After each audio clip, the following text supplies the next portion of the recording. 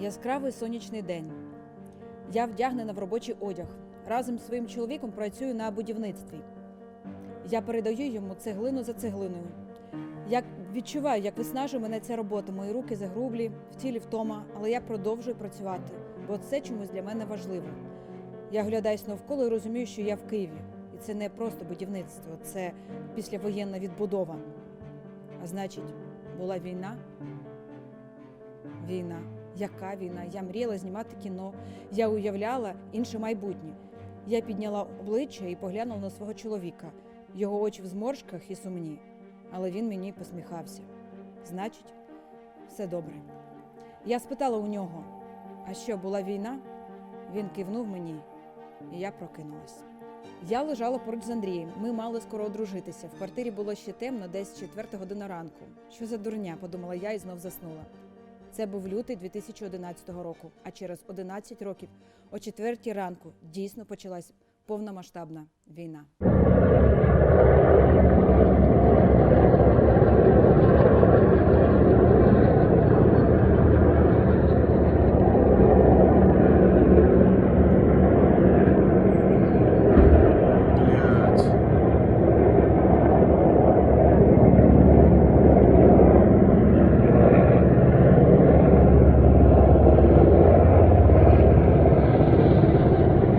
Ребята, это прямо возле моего дома. Київ, 13 січня 2023 року. Вже тиждень не було тривоги, але я вже відчувала, що сьогодні буде.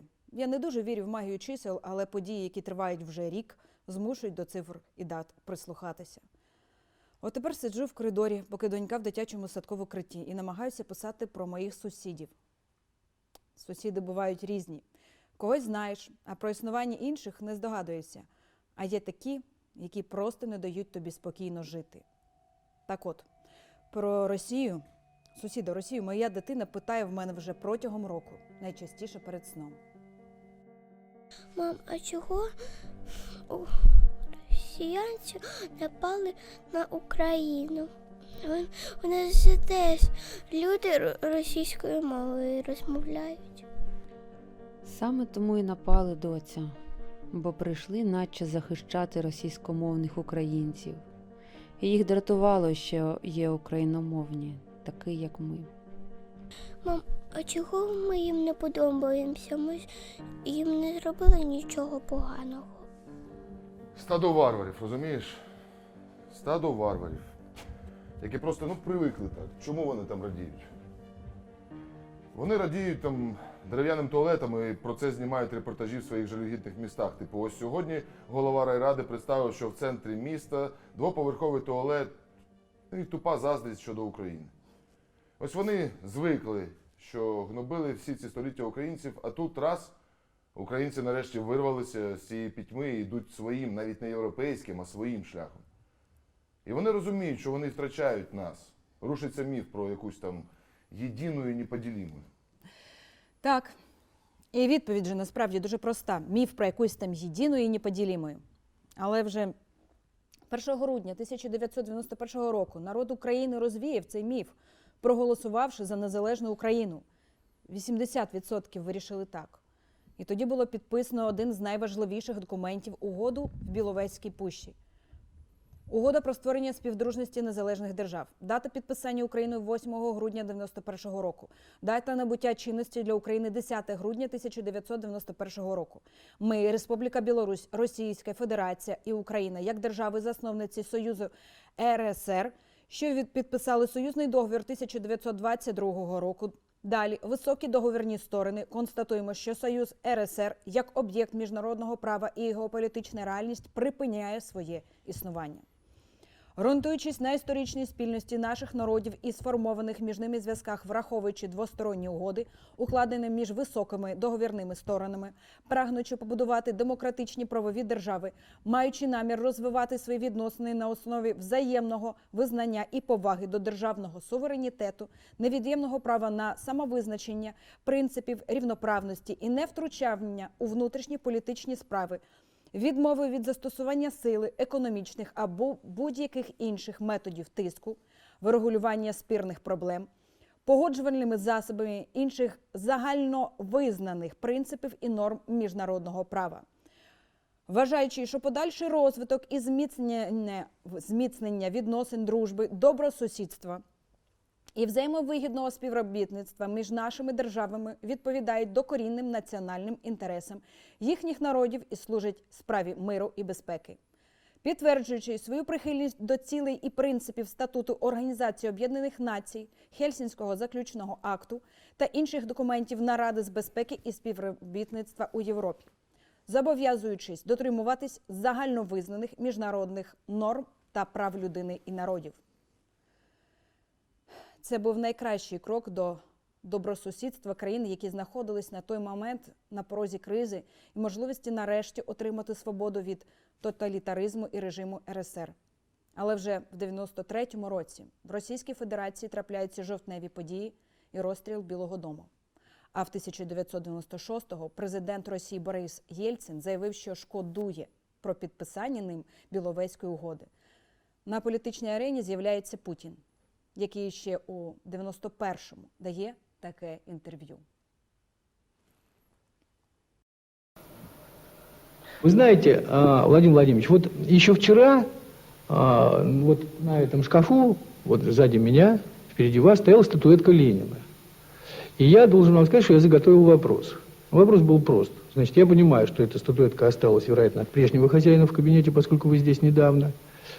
Я хотел вас спросить, а зачем вы ее, в общем, оставили? А вот сегодня мы пришли, я, правда, утром еще она стояла, мы успели ее снять. Вот. Но вот когда сейчас вошли уже на основную съемку с вами, то ее не оказалось. Значит, вот что случилось? Затрудняюсь ответить, что случилось, потому что это, видимо, сделал кто-то из моих помощников. Куда она делась, мне, признаться, неведомо. Но ведомо то, что здесь были портреты создателя СССР Владимира Ильича Ленина. Они были сняты. Но я должен вам сказать следующее. Я отношусь к этому спокойно. Так? Есть они, нету этих портретов или статуэток. Я исхожу из того, что вообще нужно относиться к истории как к тому, что было. И этого не вычеркнуть из нашей истории. Если же вас интересует мое отношение к этому человеку и к тому учению, которое он ярко представлял, то я бы сказал так, что был период времени в моей жизни, когда я с интересом относился к учению марксизма-ленинизма, много читал, так, и с интересом читал, находил это чтиво интересным, логичным часто. Так. Ну, действительно... Ну, как все мы. Да, как все мы. Но по мере, так сказать, взросления, что ли, так, возмужания, для меня становилось все более и более очевидной истина, что все это не более чем красивая и вредная сказка. Вредная, потому что осуществление или попытка проведения ее в жизни в нашей стране нанесла последний огромный ущерб. И в этой связи мне бы хотелось два слова сказать о той трагедии, которую мы переживаем сегодня, а именно трагедии распада нашего государства. А иначе как трагедии это не назовешь. Я думаю, что как раз деятели октября 17 года заложили мину замедленного действия под это здание. Под здание унитарного государства, которое называлось Россией. И что они сделали? Они разбили наше Отечество на отдельные княжества, которые раньше на карте земного шара и не фигурировали вообще. Наделили эти княжества правительствами и парламентами, так?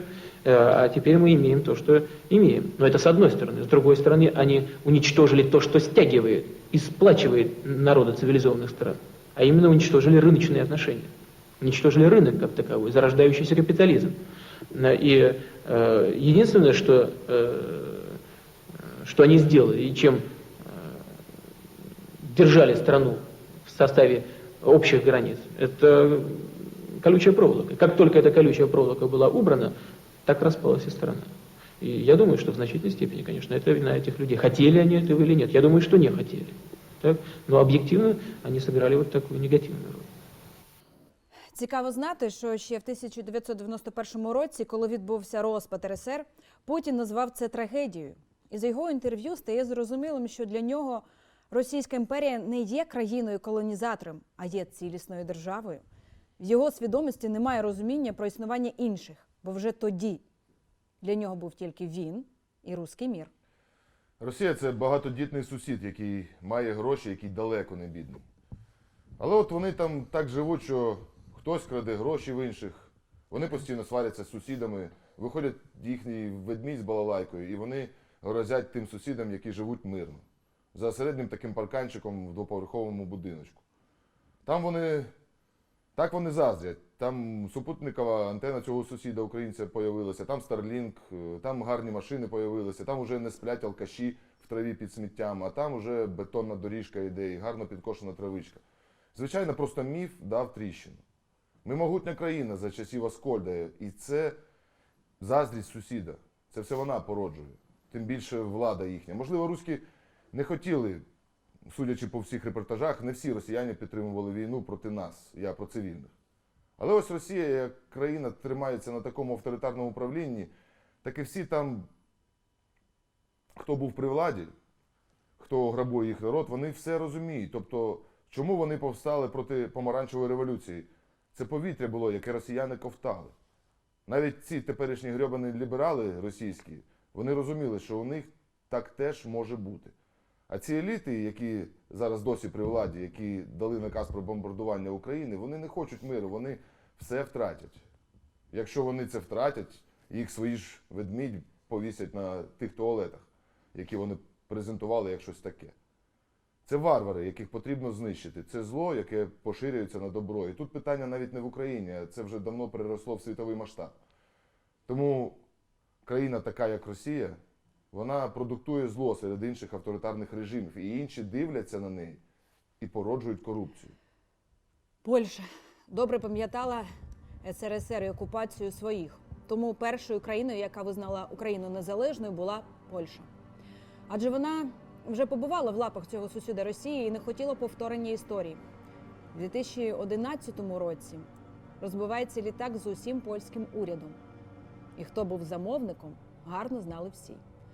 Але страх воєнного конфлікту не дав Польщі зробити гучні заяви, а Росія почала інформаційну пропаганду в Польщі проти українців, знову піднімаючи питання Волинської різні. Але, правда, вони не згадували при цьому Сагринь і навколишні села, місце, де поляки жорстко помстилися українцям так само, вирізавши все місцеве населення. Дякуючи Богу, здоровий глузд і людяність перемогли. І першою країною, яка стала допомагати українцям в біді, стали сусіди-поляки. Українсько-польський кордон став ниточкою порятунку для нас, провідником, а самі поляки, не дивлячись на історичні суперечки, стали першими помічниками. Їх вокзали були переповнені українцями, переселенцями. І люди, не покладаючи рук, допомагали сусідам. Szczerze mówiąc, jako małe dziecko zawsze Ukraina była mi przedstawiana przez otoczenie, niekoniecznie przez moich rodziców, ale otoczenie, w którym się wychowywałem, jako jakiś taki dziwny, trochę niepewny kraj. Kraj, który raz jest wrogiem Polski, a raz jest przyjacielem. I nikt wtedy mi jako dziecku nie tłumaczył, kim był Szuchewicz, kim była UPA, co oni robili.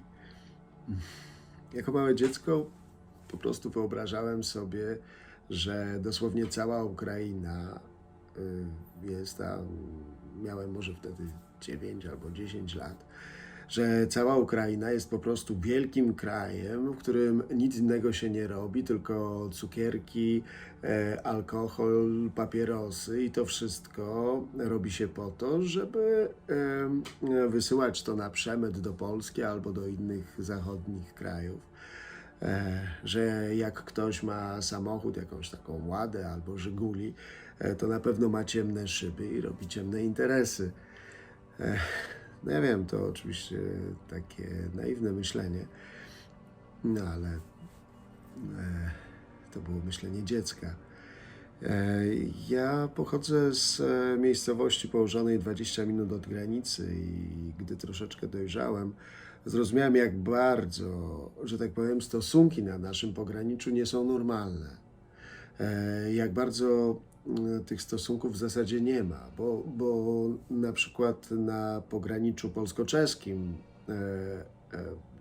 działa dużo wspólnych inicjatyw, jest wymiana kulturalna, domy kultury, czuć tą relację, czuć tą chęć do wspólnego działania. a na naszym pograniczu nie ma. Ale za to na przykład wśród moich znajomych często,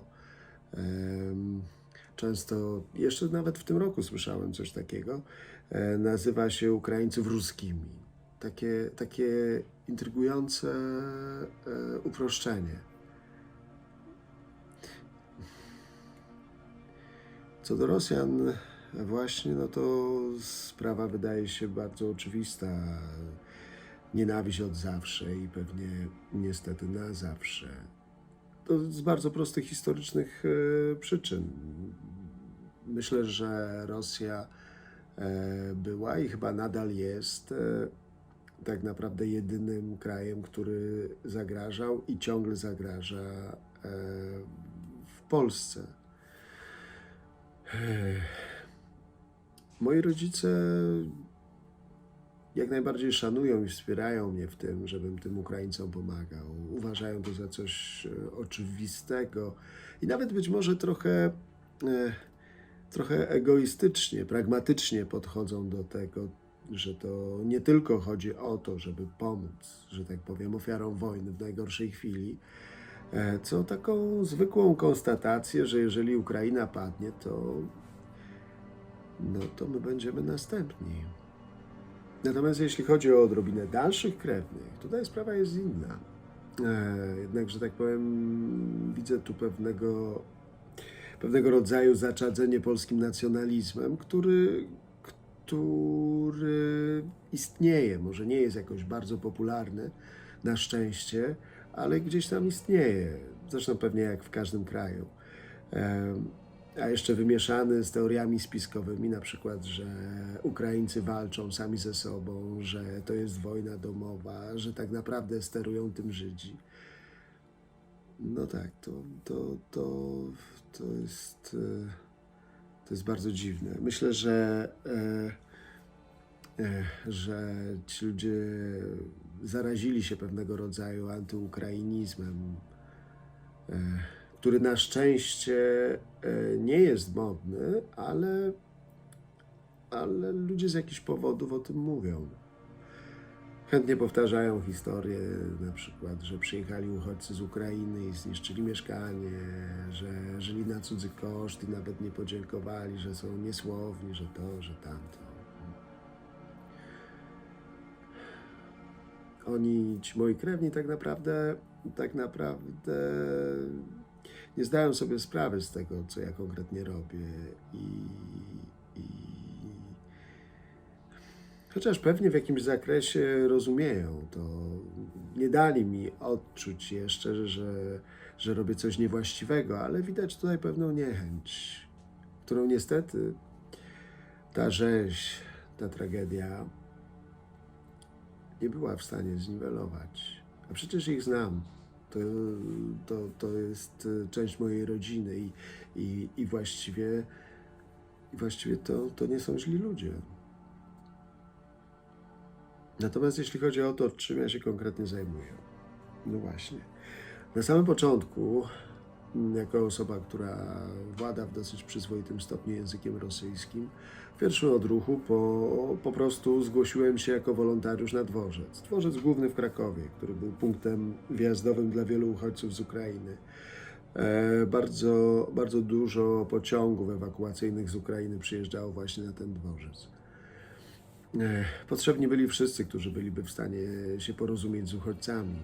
Etap ten w sumie nie trwał długo, bo nie jestem, że tak powiem, profesjonalnym wolontariuszem. Nie jestem osobą, która szkoliła się specjalnie w tym kierunku i nie byłem przygotowany na sytuacje, które się bardzo szybko zaczęły pojawiać, że nagle wszystkiego zaczynało brakować i czułem się coraz bardziej, po prostu zwyczajnie, po ludzku, czułem się coraz bardziej bezradny wobec ludzi, którzy oczekiwali pomocy. Więc zacząłem tych ludzi po prostu wozić, żeby nie konfrontować się z tym, że ja ludziom, którzy uciekli spod bombardowania, jechali na przykład 5 dni, cały czas bojąc się o siebie, o bliskich, że ja muszę im powiedzieć, że po prostu nie ma dla nich na przykład mieszkania, że nie mają gdzie się zatrzymać za darmo, że po prostu nie mamy tego. Wolałem po prostu ich rozwozić. Zresztą kierowcy też byli potrzebni. Trochę później, mówimy ciągle o samym początku wojny, poczułem się nagle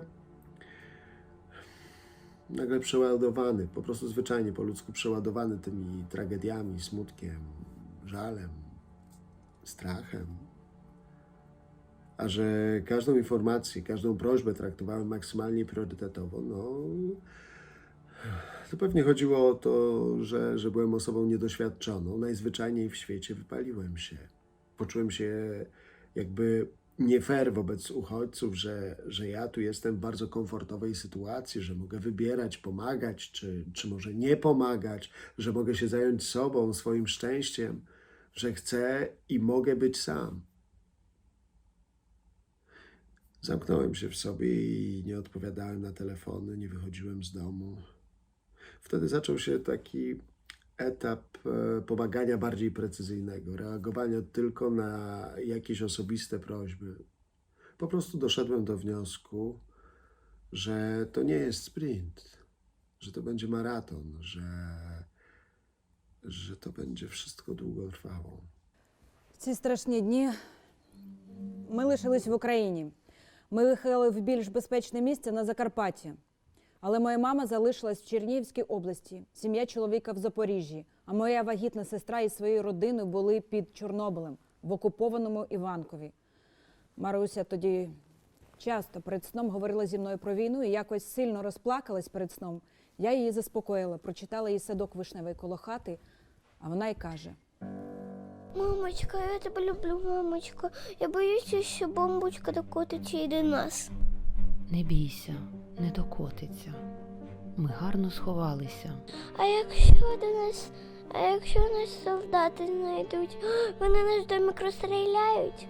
Ні, донечка, не знайдуть, не розстріляють. Мамочка, а ти не поїдеш нікуди без мене?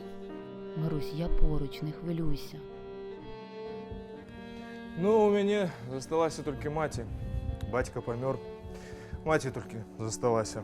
Ну, и она и глядела пропаганду всю эту. А в один момент мы просто... У меня брат айтишник, и он нормальный, ну, як я, скажем, змагар, як на белорусской мове кажуть. І коли почалася війна, почався релокейт IT-компанії, ну, яны з'їхали за межу. Ну і так маті патэлефанавала, а ў яе гіперапека, просто мы з ёй не размаўлялі ніколі пра палітыку. Яна ведала, што я там трапляў у міліцыю, КДБ, званкі, яна мяне цкавала ўвесь час. Ну, прэсінг быў у дзяцінстве. І, карацей, яна мне распавядае. Вось там з'язджае твой брат з сям'ёй. Ну, добра, што хоць не ў Латвію, там жа ж увогуле фашысты. А я... Ну, мы спрачаліся з ёй, з матамі, жорстка, у мяне з ёй дрэнныя адносіны, але ў гэты момант я просто, ёб твою, ну, матам, вось так, ты глядзіш у... Я зразумеў, што просто не змагу. Яна вельмі таксічны чалавек, як кажуць. І самае жорсткае, што я разарваў сувязі і стаў лепей сябе адчуваць.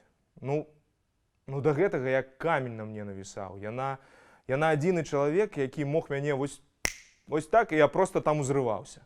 Яна быццам спецыяльна давіла на самыя больныя тэмы, просто знаходзіла і быццам бы спецыяльна. Вельмі таксічны чалавек. Ну, я там не адчуваю, што я нешта там павінен, ці не, я можа, як сын, дрэнна паступіў. Але зараз я думаю, што сын то я сын, але ёсць яшчэ і іншыя рэчы, якія робяць мяне як чалавека. Ну, весь час потым мяне пытаюць, што думаюць мае бацькі. Ну, калі бацькі думаюць херню, выбачаюся за выражэнне, то я павінен за імі, таму што яны бацькі. Ну, ведаеце, пасля 20-го года для беларускай грамадскасці ўжо быў падзел на белае і чорнае. Гэта адразу было зразумела. Ну, калі там людзей забівалі на вуліцах, з крамаў выцягвалі, з кватэр, адусюль, што там думаць, ты лукашыст, не лукашыст, яны нават не глядзелі ні на каго. Рускіх, украінцаў, усіх там білі проста. Самае смешнае, што расіян білі нават паболей за ўсё. Яны спецыяльна шукалі з пашпартамі людзей і на машынах з нумарамі. Ну, гэта было першыя дні, потым Расія ўпраглася, і гэта ўсё забылася. І вось другія падзеі. Пасля 24 лютага, калі адна краіна напала на іншую з-за сваіх проста палітычных амбіцый і дзіцячых там траўм. Ну і сапраўды, я не змог бы нават у люстэрка глядзець пасля гэтага, калі б не паехаў. Может быть, не ведаю, вісеў ужо дзе-небудзь. Гэта цяжка было адчуваць, што ты нічога не можаш зрабіць. Я вырашыў. У мяне няма ні сям'і, ні бізнесу. Што мне губляць? Я просто паехаў і ўсё. Я довго думала, коли ж все-таки настав той момент неможливості повернення України та Польщі до тоталітарного режиму і остаточний напрямок Росії і Білорусі в бік світлого будущого, режиму Радянського Союзу. І для себе я вирішила. Це був рубіж століть, кінець 1999 року, коли Єльцин передав владу Путіну в новорічну ніч. І в ту ж ніч Лукашенко виголосив теж достатньо цікаву промову. Полгода еще держаться за власть, когда у страны есть сильный человек, достойный быть президентом, и с которым сегодня практически каждый россиянин связывает свои надежды на будущее. Почему я должен ему мешать? Зачем ждать еще полгода? Нет, этого не по мне, просто не по моему характеру. Сегодня, в этот необыкновенно важный для меня день, хочу сказать чуть больше личных своих слов, чем говорю обычно. Я хочу попросить у вас прощения. Дорогие россияне, дорогие соотечественники, сегодня на меня возложена обязанность главы государства. Через 3 месяца состоятся выборы президента России. Обращаю внимание на то, что ни минуты не будет вакуума власти в стране. Не было и не будет.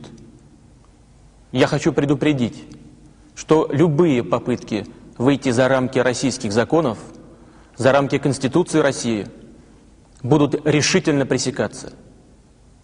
Свобода слова, свобода совести, свобода средств массовой информации, права собственности – эти основополагающие элементы цивилизованного общества будут надежно защищены государством. Вооруженные силы, Федеральная пограничная служба, органы правопорядка осуществляют свою работу в обычном, в прежнем режиме. Государство стояло и будет стоять на страже безопасности каждого нашего человека. В то же время мы с глубоким уважением относимся ко всем нашим соседям. Мы никогда никому не угрожали, не имели и не имеем каких-либо территориальных и иных претензий. Эта наша серьезная и ответственная позиция получила позитивную оценку на недавней встрече глав государств ОБСЕ в Стамбуле. Такую политику мы будем проводить и впредь. А союз с Россией – это историческая необходимость, выстраданная нашими народами. Здесь нет политической конъюнктуры, зато есть база для дальнейшего экономического и духовного развития двух стран и народов. Мы будем твердо идти по этому пути.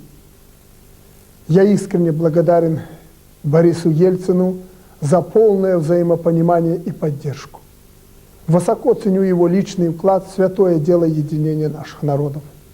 И сегодня, осознавая отставку президента России как шаг мужественного человека, не могу сердцем воспринять эту политическую для меня потерю. Мы верим в великую Россию и желаем ей процветания.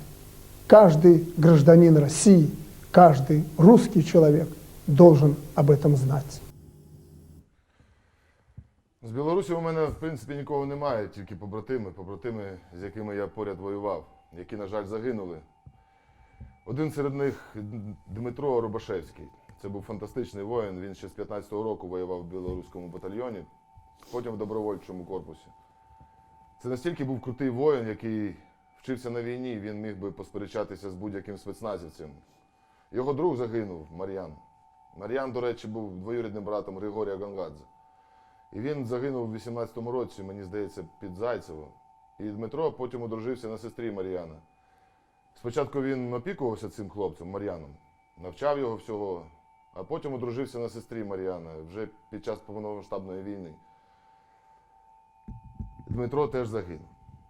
Спочатку отримав поранення, а потім загинув. Ця дівчина втратила і брата, і чоловіка, тому дуже гірка така асоціація в мене. Тому я реально бачив втрату найкращих білорусів. У нас теж багато розуміли, що у нас йде війна ще до 22-го року. Але все рівно хотіли домовлятися, щоб бізнес зберегти, щоб життя зберегти, щоб не все так однозначно. І хоча приїжджали гроби з хлопцями, я сам пам'ятаю, я привіз друга і уяви ситуацію. 2018 рік, квітень, під час бою загинув мій друг Максим Черкон з Кривого Рогу. 3 хлопців поранені. Я їду в Селидово, з бази командир роти мені телефонує і каже мені: Макс загинув. Хлопці поранені, їх повезли в лікарню в Селидово. Я приїжджаю в Селидово, бачу, лежить тіло Макса, там кров капає. Поліція оглядає його, приходить лікар і дає мені телефон. Дає мені телефон Макса, а там пише мама. Мама телефонує. Уяви собі ситуацію. Мама йому ніколи не телефонувала, бо була заборона на дзвінки, він сам дзвонив, а це, знаєте, вона як відчувала, чи що. 12 квітня був поранений друг Макса, Діма, а 16-го він загинув, Макс. І от я бачу, телефонує мама, телефонує Діма, телефонує мама, телефонує Діма. І пам'ятаю, плачу, я подзвонив до командира роти, питаю, що робити. Він каже: виключай телефон. Командир роти теж плаче: виключай телефон. Завтра я приїду, тебе на базу заберу, потім... А потім я привіз Макса, приїхали в Кривий Ріг з фронту. Нас багато хлопців приїхали похоронити його. Потім я приїжджаю у відпустку в Тернопіль, і мені на моїй батьківщині малій питають: що ви там добите? Скільки ще це буде тривати? Тупе таке бидляче запитання. Їм було похеру, що я поховав друга. Так, з російськомовного Кривого Рогу. Бо на Тернопільщині не відчували, що таке війна. Тому що ми жили в двох світах. Ти приїздив в Дніпро, на ЖД вокзалі, сідав в експрес-стрічку, щоб постригтися, не їхати лахматим, щоб тебе пальцем не тикали в Києві, або в Тернополі, або у Львові. І там навіть перекорі у Дніпрі запитували, що там, ще довга війна? Дніпро і 200 кілометрів до фронту. Я кажу: а що, ви не чуєте, що там? Вони кажуть, що у нас тут здесь все хорошо. А що стосується поляків, двоякі на той момент. Мені подобалась визвольна війна під проводом Богдана Хмельницького. Так, до періоду, коли була, як то кажуть, Україна в Великому князівстві Литовським. Коли вони стільки воювали проти татар, спільно, татар, монголів. Так, тоді все класно так сприймалося. Потім всі утиски були від поляків. З одного боку, я розумів, що українці зараз їдуть в Польщу працювати. На початку 90-х поляки їздили до нас скупляти все.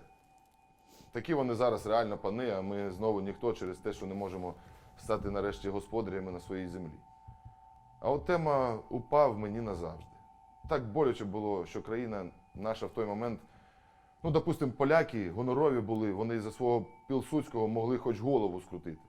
А в нас воїни УПА, які воювали і проти німців, і проти радянських окупантів, і проти мадярів, не підтримувалися владою як єдині воїни.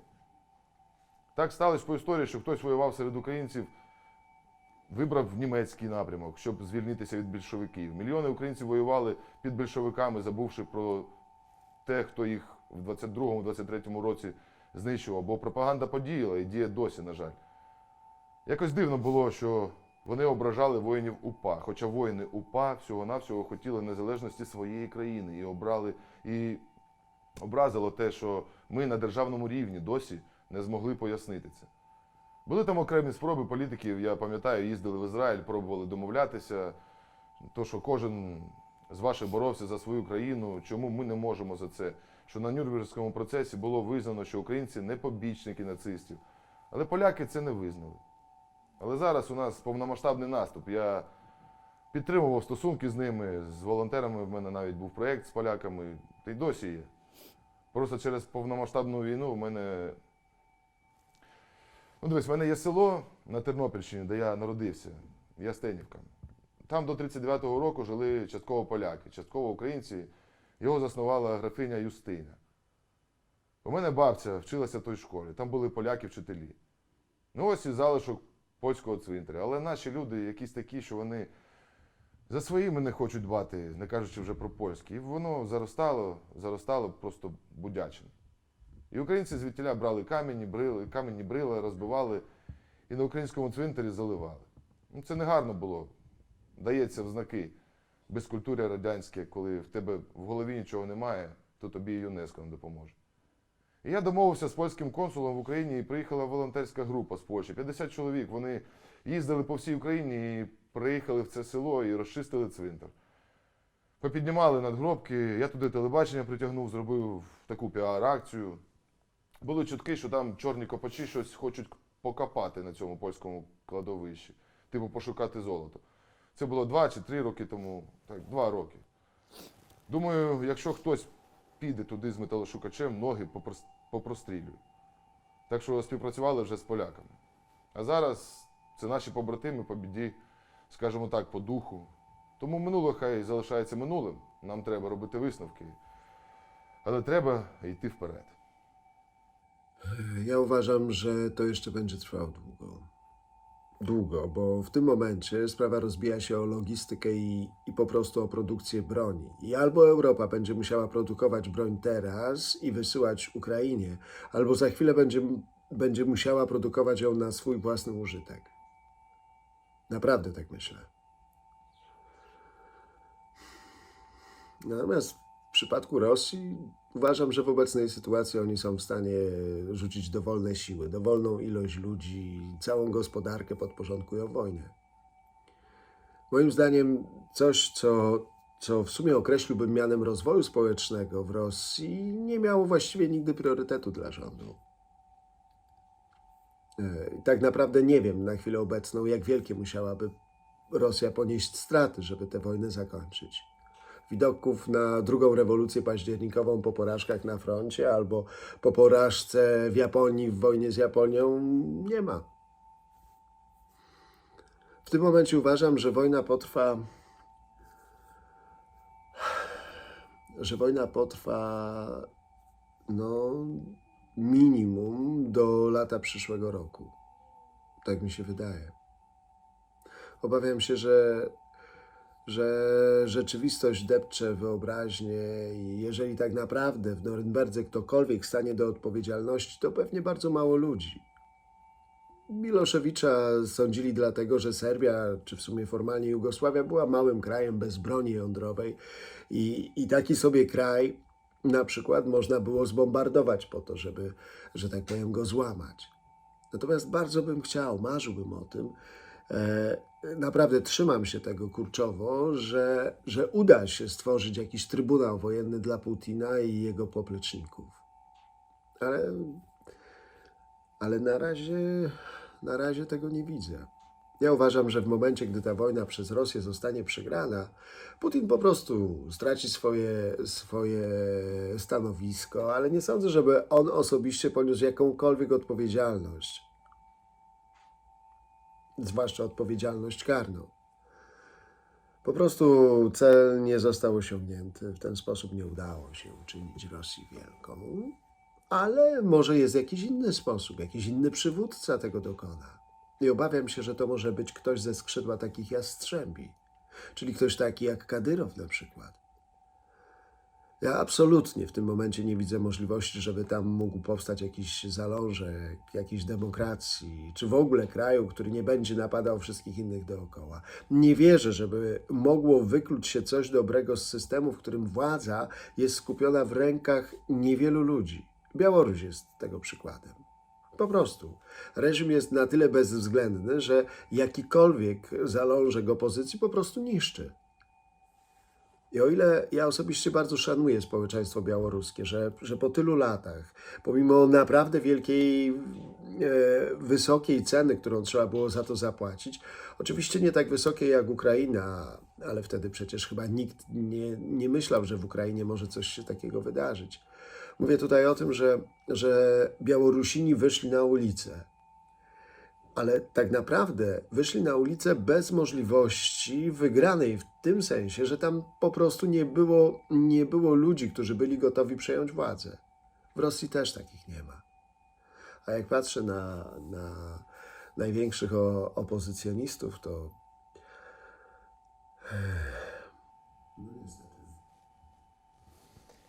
Калі чалавек, які называе сябе прэзідэнтам Беларусі, прыйшоў да ўлады, мне падаецца, што ён адразу і ў асяроддзі там, і сам разумеў, што карацей ён будзе трымацца на штыках. І яны адразу пачалі працу, каб выпаліць увогуле любую апазіцыйную арганізацыю, якая магчыма. Карацей, як я бачу, калі была рэвалюцыя гіднасці, так атрымліваецца, што там былі групоўкі, суполкі людзей, былі арганізацыі, былі нават ультрас, нейкія арганізацыі палітычнага кола навакол. Увогуле там нацыяналісты былі, правы сектар быў, навокал якіх крышталізаваўся пратэсты, якія арганізоўвалі гэтыя структуры. У Беларусі ж гэта 30 год адразу выпальвалася. Я там прыклад. Я не займаўся арганізацыяй пратэстаў, я просто хацеў вучыцца на палітолага. Там, у мяне былі сувязі з палітычнымі коламі, просто знаёмыя. Я і сам займаўся там, скажам, мяне за налепкі ў казле міліцэйскім павазілі, даглядалі, да голага проста. У маяткі нават заглядывалі, схаваў я там што ці не. 17 гадоў мне было. І мне адразу ў галаву прыйшло разуменне, што ім трэба выпаліць усіх канкурэнтаў. Усе структуры, гарызантальныя, вертыкальныя, руйнаваліся, і ў пэўны момант людзі выходзілі на вуліцы самі па сабе. Калі паглядзець на 20-й год, то людзі проста выходзілі, каб выходзіць. Не як арганізацыя, нічога. А беларускія ўлады, не трэба думаць, што яны ідыёты. Можа, яны і ідыёты, і калхознікі, але яны паглядзелі на ўкраінскі прыклад і адразу пачалі рабіць так, каб сцэнарый, які адбыўся ў Кіеве і іншых гарадах, ніколі не трапіўся. Адразу пачалі сачыць за рэгіянальнымі гарадамі, адразу пачалі не даваць людзям увогуле збірацца нідзе. Карацей, была праведзена праца па памылках. І шмат чаго яны падгледзелі тады, калі быў пратэст супраць туніяцтва. Гэтыя пратэсты тады разагналі, і яны потым паказалі, якая тэхніка ў іх там стаяла. Выехалі такім ланцугом, амаль што парадам проста. А яны накупілі тэхнікі. Сінія бусы з плугам такім, які яны заказвалі ў канадскай кампаніі, якая належыць расійскаму бізнесмену. Карацей, яны закупілі ўсё з усяго свету. Яны гатаваліся. І мне гэта было зразумела яшчэ ў 17-м годзе. Тое, што яны паказалі, яны абавязкова гэтым скарыстаюцца. Былі людзі, якія ўвогуле не цікавіліся палітыкай у Беларусі. Такія, а што здарылася? А я ніколі не крычаў «міліцыя з народам». Я разумеў, што гэта казлы, яны ніколі з народам не будуць. Калі ты з народам, то ты скідываеш зброю, пераходзіш у шэрагі грамадзян, а не б'еш іх. Хтосьці там казаў, яны ж не будуць біць сваіх жа грамадзян. А я адразу ведаў, гэтыя будуць страляць адразу. Так і апынулася. Яны стралялі адразу баявымі. Александр Траяковскі, ён загінуў на Пушкінскай, адным з першых. Карацей, я адразу ведаў, што будзе жорстка. Я ўсё адно злаваўся, але гэта не было для мяне нейкай нечаканасцю. А ў большасці грамадства быў шок. А рэпрэсіі заўсёды былі ў Беларусі. Проста большасць не ведала, большасць не цікавілася. Еўропа рабіла выгляд, што мы турбуемся. А на самой справе людзі пачалі знікаць яшчэ ў 99-м годзе. Проста палітычныя актывісты. Пачаліся дзіўныя смерці. Віктар Ганчар знік. Ганчар увогуле адзін з самых вядомых палітыкаў Беларусі. Ён знік. Знік былы міністр Міністерства ўнутраных спраў Юрый Захаранка. Ён патэлефанаваў жонцы, сказаў: «Я вяртаюся домой, разаграваю сняданак». І проста не вярнуўся. Дмітрый Завадскі у 2000 годзе знік. Ён быў калісьці нават у пулі лукашэнкаўскім куратарам. А потым перайшоў на другі бок. Наколькі я памятаю, ён падсылаў на ОРТ расійскае матэрыялы. І ён павінен быў сустракаць у нацыянальным аэрапорце Паўла Шарамета, якога потым падарвалі ў Кіеве. Ён павінен быў сустракаць Паўла Шарамета. Шарамет прыехаў, а Завадскага няма. Знайшлі яго машыну, Ну і ўвогуле можна пачытаць, як там працэдура смяротнага пакарання праводзілася ў Беларусі. І як апынулася гэтая сітуацыя, і як тэрор ніколі не хаваўся. І галоўная ідэя ў беларускага камандавання была гэта не лёс Беларусі, не як жывуць беларусы, а проста ўтрымацца. І тут, ведаеце, проста будзе пытанне, якая будзе параза ў Расіі. Калі умоўна там будзе змена ўлады, і Расіі будзе не да таго, то вось тут і адкрываецца вакно магчымасцяў для Беларусі. Таму гэтае пытанне трэба будзе вырашаць. Інакш гэта заўсёды будзе такой кропкай, якая будзе пагражаць украінскай дзяржаўнасці. Ну, проста ці будуць на гэта сілы. Вайна цяжкая. Вайна цяжкая на ўласнай скуры, разумееш. Сядзіш у акопе там на пазіцыях, адсочваеш актыўнасць, ну, як выведка. І ў адзін момант па вас там пачынае. Я, калі там сядзеў, 15 снарадаў прылецела з танку. І потым яшчэ 2 ўначы. Ну, проста сядзіш там, ха-ха-ха, і пух, блядь, проста. А на наступны дзень, калі я з'язджаў, то я сказаў хлопцам, што, ну, гэта проста пиздец. Ну, а на наступны дзень на них прыляцела 90 снарадаў. Проста ў акоп. Якраз у іх пазіцыі. 90. І на наступны дзень яшчэ 40. Там, карацей, акопы былі 2 метры глыбінёй. І яны адразу, ну, на палову проста. Самае брыдкае, што на вайне я баюся больш за ўсё, канешне, гэта мін і артылерыі. Ну, артылерыі, магчыма, і танкаў разам. Калі міна з мінамёта ляціць, ты яе чуеш. Калі яна ў цябе ляціць. Ну, там, град ляціць, ты чуеш гэты гул. Ён пачынае збольшвацца, потым яна завісае, ты там кладзешся і бум! Міну там 65-ка, там просто звычайная, можа быць, гіяцынт, любая. Яе чуваць. Яна не хутчэй за паветра, не за гук. Ты спачатку чуеш гук, а потым прылёт.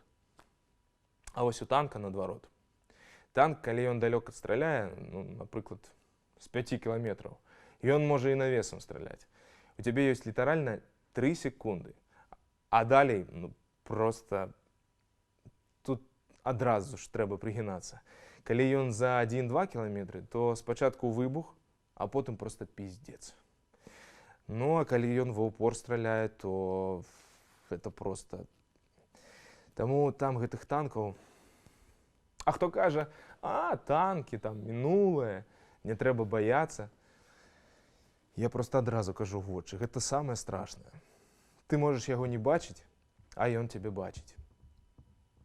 Мама, а монстрів не існує? Ні, доця, є тільки люди погані. Люди, які стають монстрами, такі, як прийшли до нас в Україну, чого вони до нас прийшли? Бо їх відправив той лисий дядько, якого ти не любиш.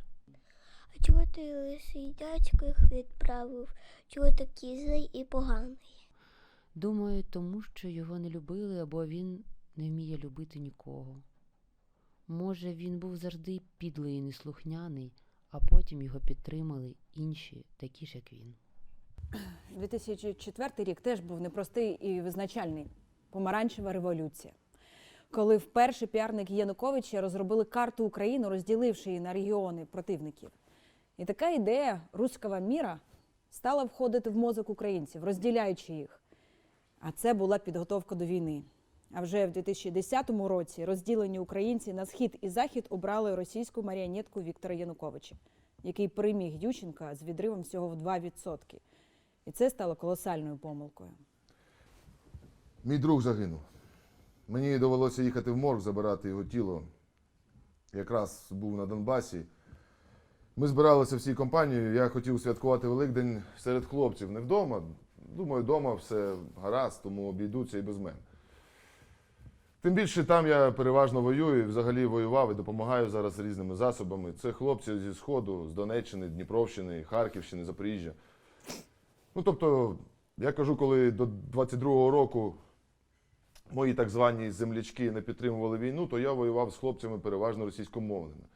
Зараз багато з них на українську перейшли, і ось я старався на Різдво або на Пасху привозити там все, що у нас традиційно є на святвечір, на Великдень, і влаштовувати там такий стіл. Також у нас була база неподалік Донецька, там жили спецпризначенці, різні офіцери, волонтери, там такий був волонтерський, журналістський. Я й туди привозив і Сенцова, і Хиливнюка.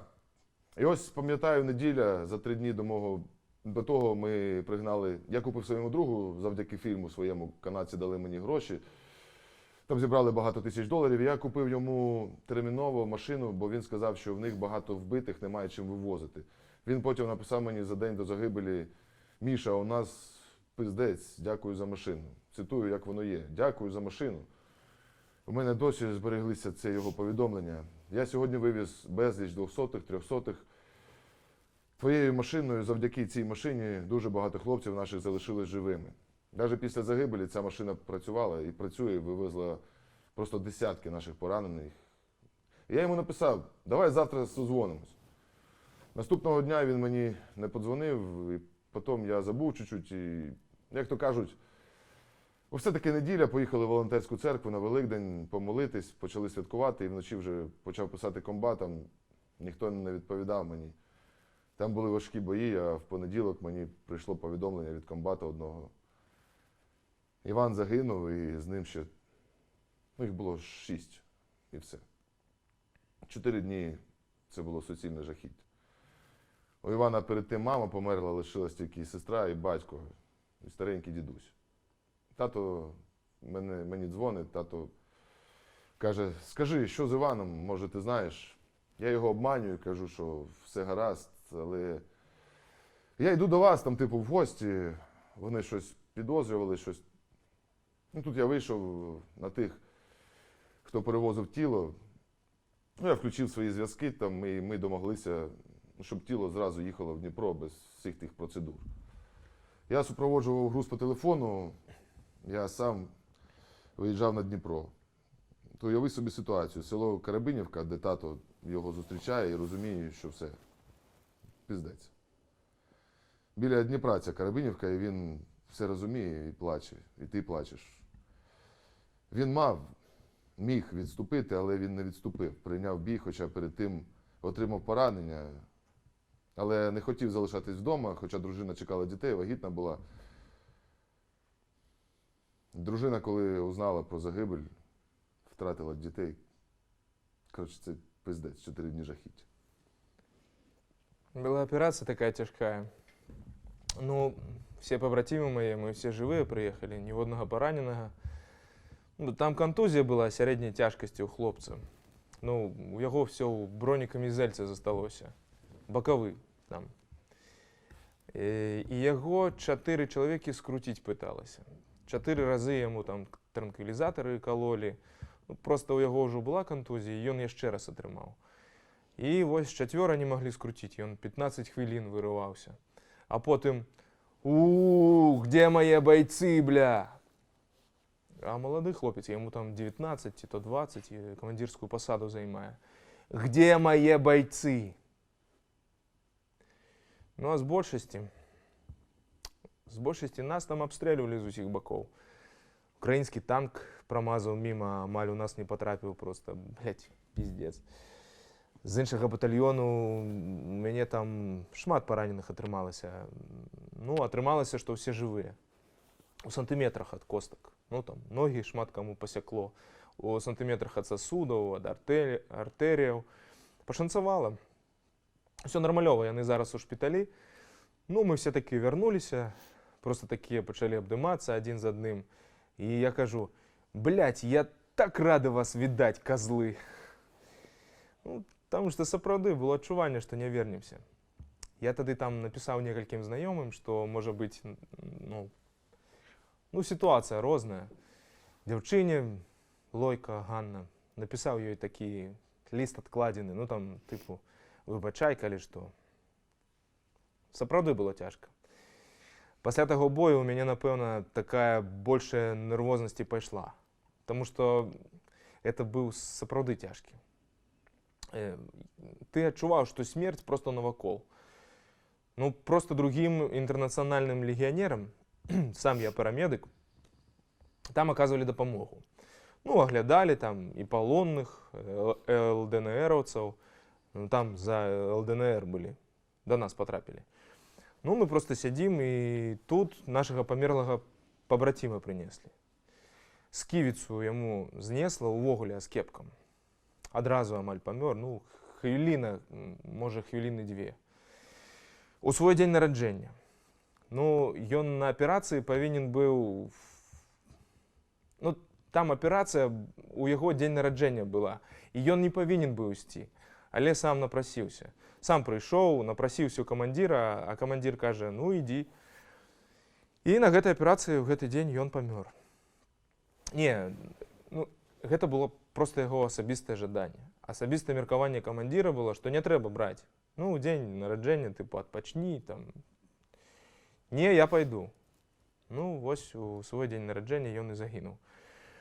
А камандзір, яму там руку выламала. Ён зараз з апаратам Елізар'ева ходзіць. І я не ведаю, што ён там адчувае, калі ён гэтага хлапца не хацеў браць, а то і сам прыйшоў і напрасіўся. Гэта было сапраўды, напэўна, самы цяжкі дзень.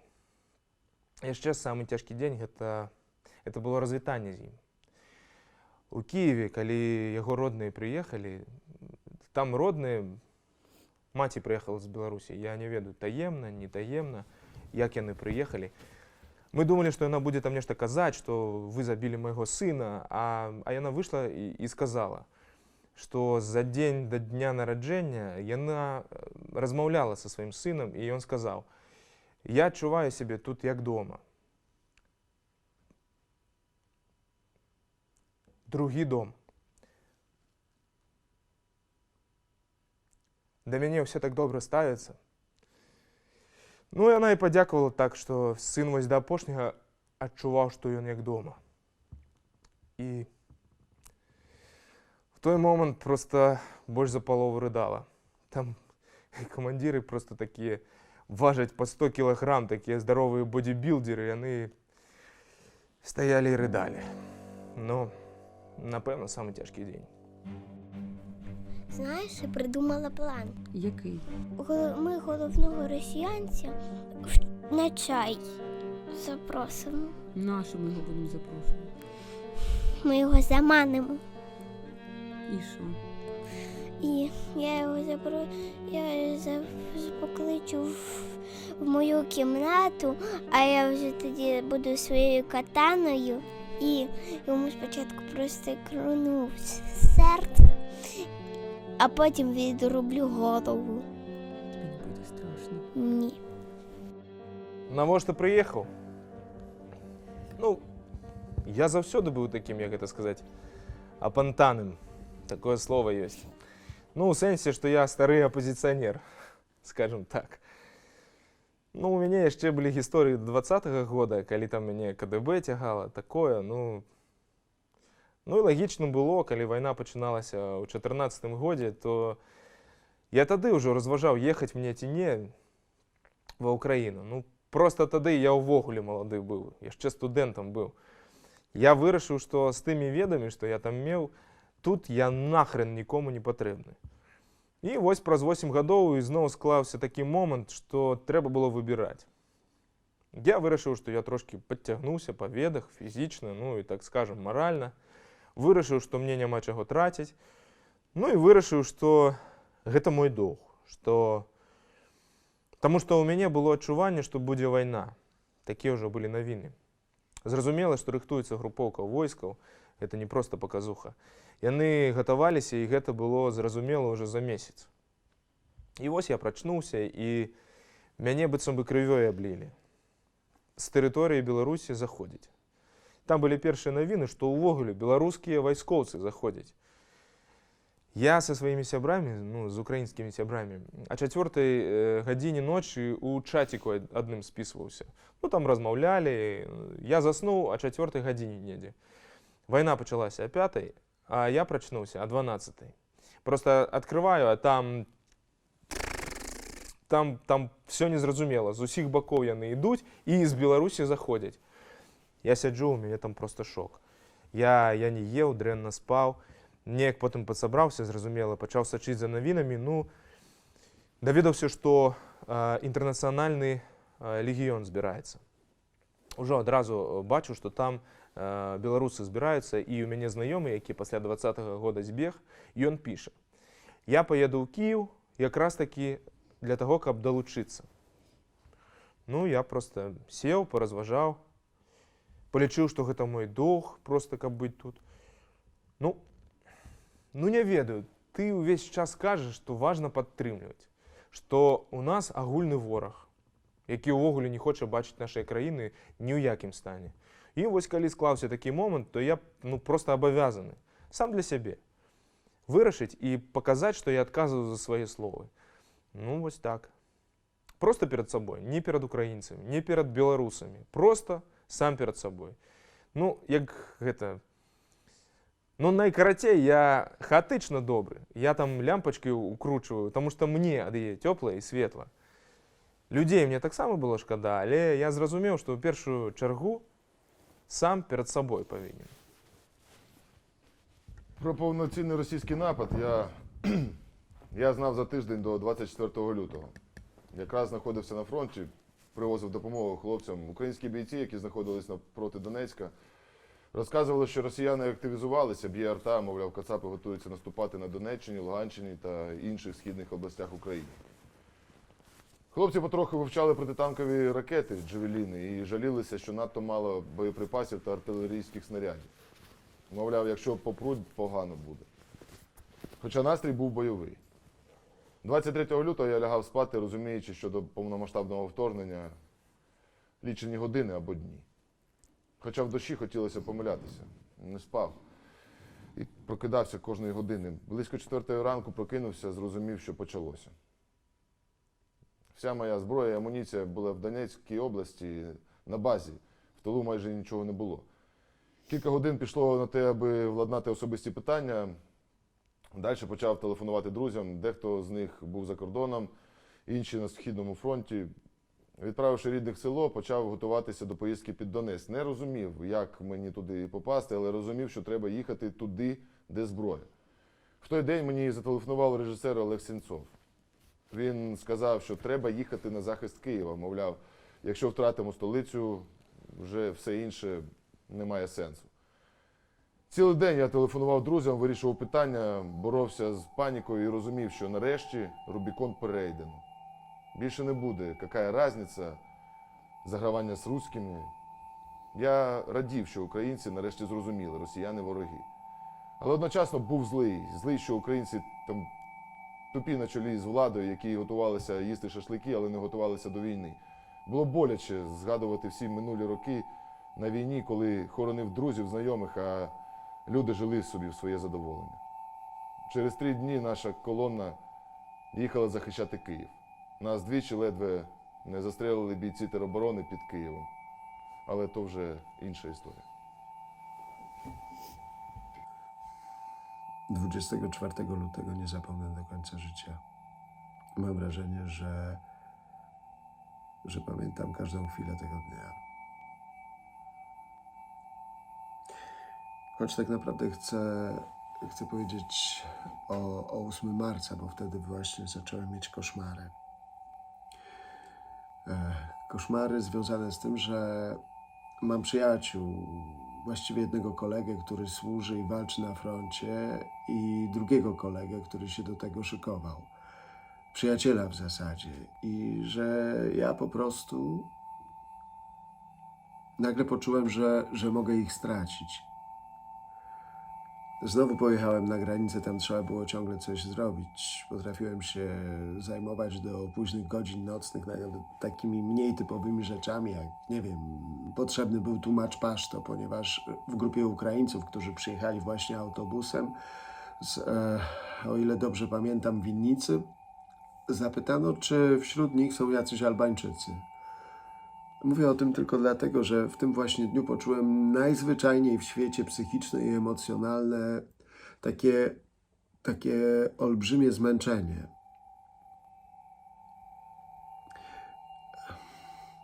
Że ja tutaj żyję w spokojnym kraju i prawie nic nie mogę zrobić, żeby polepszyć los tych, którzy znajdują się w Ukrainie. I właśnie ta konstatacja, że ja za chwilę mogę zacząć jeździć na pogrzeby i no, myślę, że to było najbardziej dojmujące. Szczególnie, że tak naprawdę losy wojny wtedy wyglądały nieciekawie. Wtedy Rosjanie byli cały czas pod Kijowem, pod Browarami, wchodzili na szosę żytomyrską. A ja miałem koszmar, po którym po prostu, dosłownie, obudziłem się bez słuchu. W tym koszmarze zamordowano całą moją rodzinę. A później to codzienne wyczekiwanie, które tak naprawdę jest codziennością dla większości Ukraińców. I tylko chyba dla kogoś takiego jak ja, jakiegoś tam Polaka, może być czymś nietypowym. Mówię o codziennym wyczekiwaniu na odpowiedź na telegramie, czy ten i ten żyje, czy wszystko z nim w porządku, czy ich nie zbombardowali. W gruncie rzeczy to był wcale nie taki najgorszy dzień, ten 8 marca. Tak z drugiej strony. Bo w tym dniu zyskałem jakąś wiarę po tym, jak odbito, czy raczej odsunięto Rosjan od Kijowa. Właściwie wyrzucono ich wtedy z całej północnej części kraju i okazało się, że jednak ta wojna jest do wygrania. Шановні громадяни України, сьогодні вранці президент Путін оголосив проведення спеціальної військової операції на Донбасі. Росія здійснила удари по нашій військовій інфраструктурі та по нашим прикордонникам, прикордонним загонам. В багатьох містах України було чутно вибухи.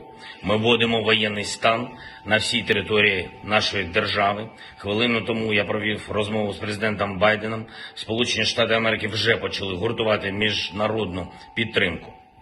Сьогодні від вас, від кожного з вас, потрібно спокій. По можливості залишайтесь, будь ласка, вдома. Ми працюємо. Армія працює. Працює весь сектор безпеки і оборони України. На зв'язку з вами буду постійно я, РНБО, Кабінет міністрів України. Незабаром я знов вийду на зв'язок.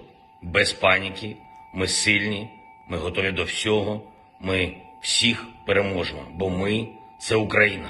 Слава Україні! Цей текст я пишу 24 лютого, рівно через рік, як почалась війна. Я вдячна кожній людині, яка вступилась за нашу Україну. Особливо воїнам, які захищають нас, українцям, білорусам, грузинам, полякам. Тим, хто віддає своє життя за те, щоб ми жили, і жили наші діти. І от наразі я сиджу в кафе на Закарпатті з 5-річною донькою і 6-річною племінницею, яка разом з моєю вагітною сестрою пережила окупацію в Іванкові під Чорнобилем. Я дивлюсь на цих дітей і я бачу, ось вони, діти війни. Дівчатка ніби звичайні, але в очах них є смуток. Моя Маруся боїться, що її залишать, що вона загубиться, що її викрадуть. Вона стала боятися їздити в ліфті, бо думає, що вимкнуть світло і ми застрягнемо. Племінниця закривається від світу і часто десь далеко в думках. Вона боїться гучних звуків і монстрів. Чи були вони такі до війни? Ні.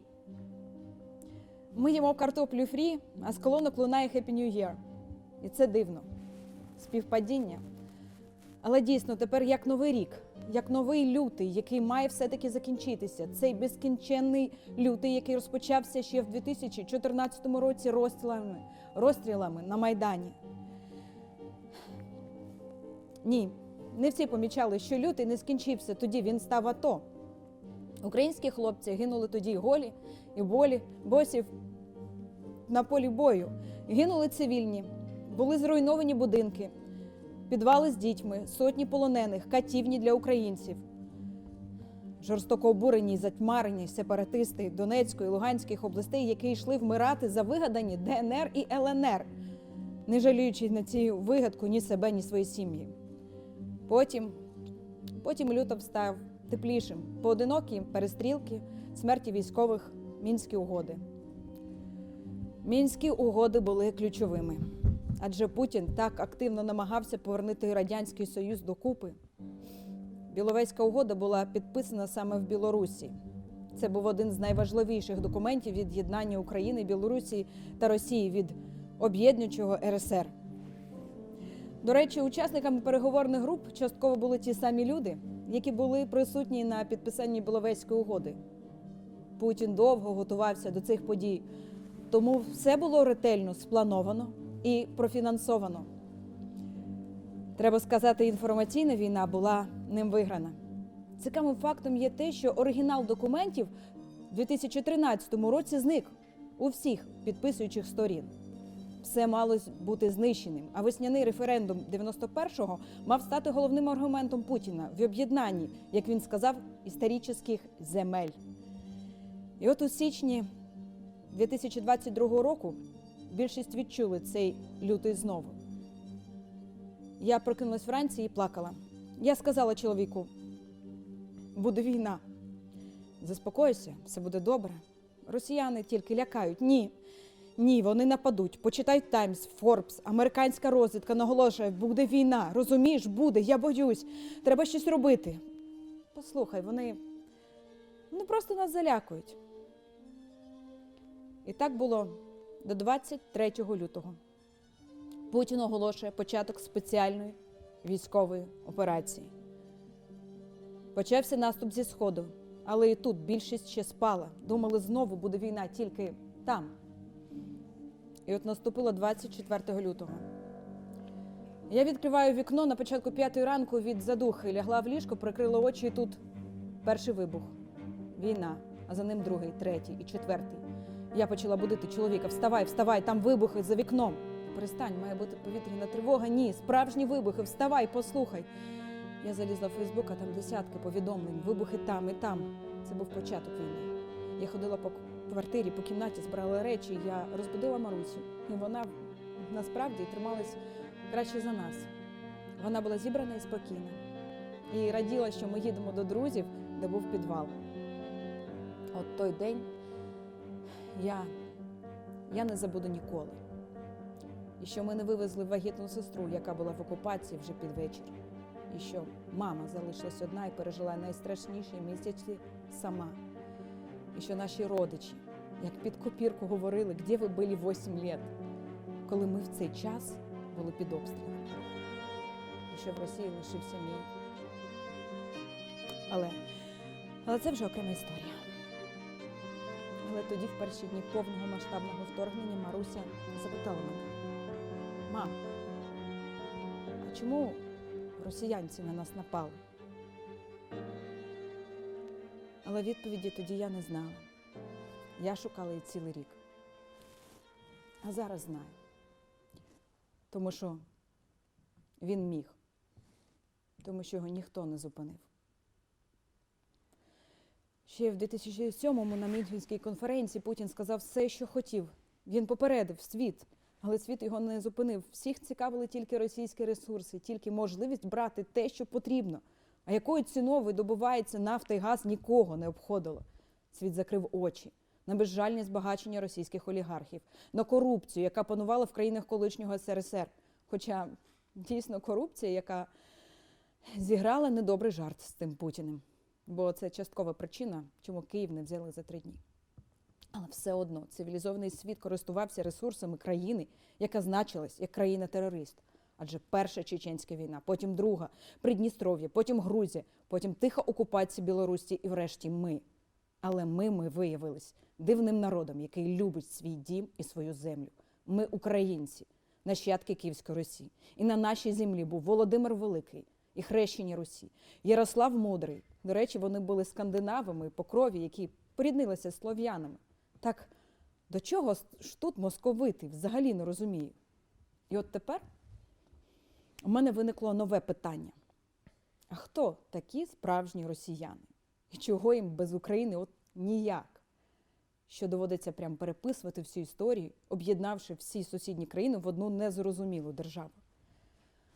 Але діти доїли картоплю і, сміючись, потягнули мене на вулицю. Сьогодні тихо. На годиннику 16:00. Досі не було тривоги. А 27-го ми повертаємось в Київ. Якщо ви бачите цю документальну виставу, значить, ми живі і наближаємо нашу перемогу.